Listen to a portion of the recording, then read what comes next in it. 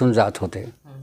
त्यावेळी गाढव हे वाहन होतं ना, म्हणजे ते आपल्यासारखं ते काही वाईट मानायचे नाही, तर ते गाढवावर बसून जात होते. तेव्हा सगळे लोक येशूला नमस्कार करायचे आणि हात जोडायचे.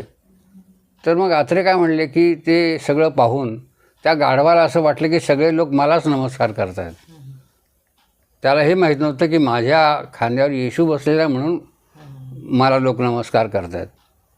तर त्या गाढवाच्या मनात असं आलं की अरे वा वा, मी तर आता फार मोठा आहे आणि मला हजारो लोक जर नमस्कार करत असतील, तर त्यांनी एकदम येशूला उधळून टाकलं, खाली पाडून टाकलं.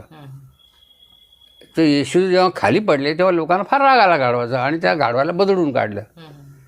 तर मग मी म्हणालो की बघ, काही लोकांचा असा गैरसमज आहे, कारण आमचे जे नेते माझ्या विरोधात उभे होते की म्हटलं लोक नमस्कार गांधींना वगैरे करतात, यांना फुकट असं वाटतं की यांनाच नमस्कार असतं वगैरे.